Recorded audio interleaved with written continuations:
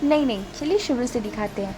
नमस्ते दोस्तों, स्वागत है आप सबका हम दोनों के बनारस ट्रिप के सेकंड पार्ट में। अगर आपने पहला पार्ट नहीं देखा तो पहले ज़रूर देखना। बनारस एक ऐसा शहर है जहाँ हर एक मोड़ पर कुछ नया देखने को मिलता है और हर एक पल की अपनी कहानी भी होती है। तो चलिए, शाम के वक्त हम अस्सी घाट की तरफ निकल पड़े।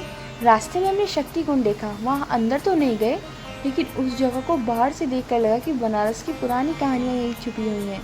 ये जगह अपने आप में एक कहानी जैसी लगती है और हम सिर्फ उसके आसपास घूमकर वहाँ की वाइब को महसूस कर पा रहे थे। फिर हम पहुँच गए अस्सी घाट। वहाँ का माहौल, ओहो, शांत और सुकून भरा देख। घाट के आसपास लोग अपने तरीके से वक्त बिता रहे थे।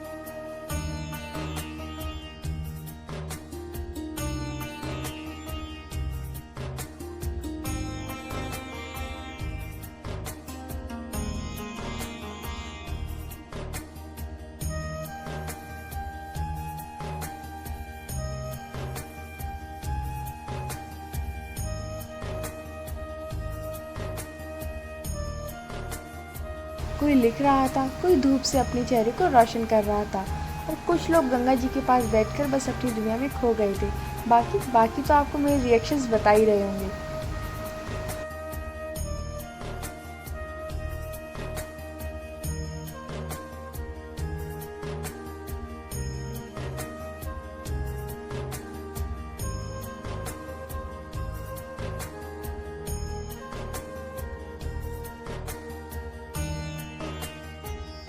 वहीं पर हमारी मुलाकात हुई एक लोकल आर्टिस्ट से, जो कि हम वीडी टेम्पल भी बहुत अच्छे अच्छे आर्टिस्ट को देख चुके थे। उनकी पेंटिंग्स क्या कमाल की थी।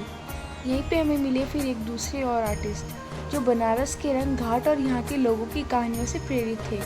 हर पेंटिंग में कुछ खास था, कुछ ऐसे सीन्स जो आपके दिल को बात बात पे याद दिलाते हैं।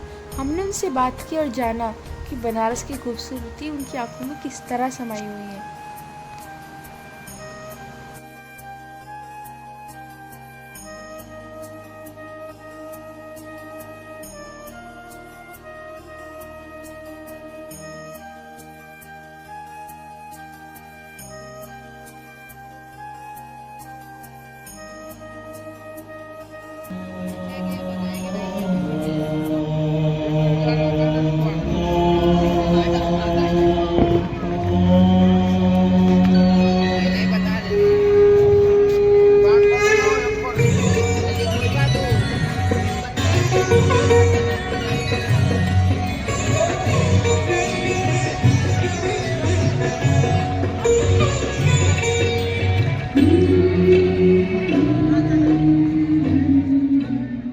पेंटिंग्स का आनंद लेने के बाद फिर हमारे साथ थे तरुण भैया जी, जो खुद भी बहुत अच्छा लिखते हैं।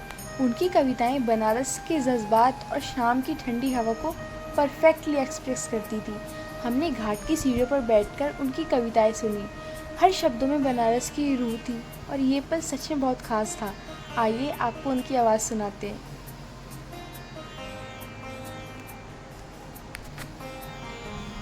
लगी है वफा है, ये क्या है खुदा, दिल लगी है वफा है, ये क्या है खुदा।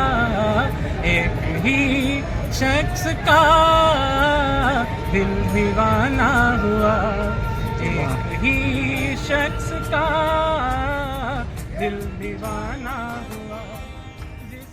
और फिर सबसे खास पल आया, यानी कि गंगा आरती। रात के वक्त पूरे घाट को दीपक की रोशनी एक अलग ही सजाया हुआ था। मंत्र की आवाज़, शंख की ध्वनि और हर किसी को अपने अंदर के ईश्वर में विश्वास, ये सब मिलके कैसे माहौल का निर्माण कर रहे थे जो शब्दों से परे था। गंगा जी के किनारे सब कुछ एकदम अलग ही लेवल पर था।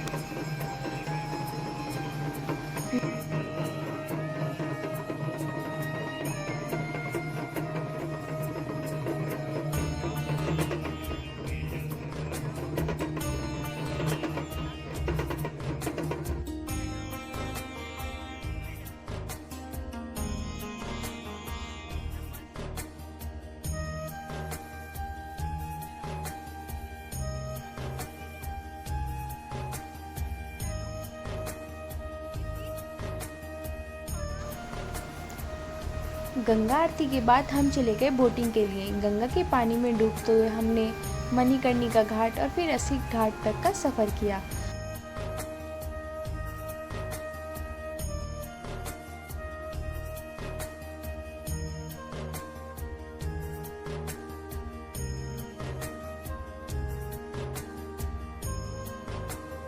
रात के टाइम ये घाट और भी खूबसूरत लगते हैं।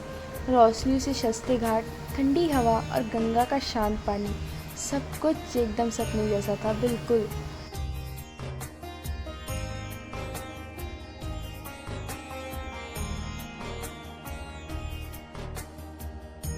और फिर थोड़ा सा थक कर लेकिन दिल से खुश एकदम हम वापस अपने रूम की तरफ निकल आए, बनारस की यादों को अपने साथ लेकर समेट कर। तो दोस्तों, ये था हमारा बनारस ट्रिप का सेकंड पार्ट। उम्मीद है आपको ये ब्लॉग पसंद आया होगा। अगर हाँ तो लाइक शेयर कमेंट ज़रूर करें और हम दोनों के चैनल को सब्सक्राइब करना ना भूलें। मिलते हैं अगले ब्लॉग में एक नया शहर, नए सफ़र और नए एक्सपीरियंस के साथ। धन्यवाद।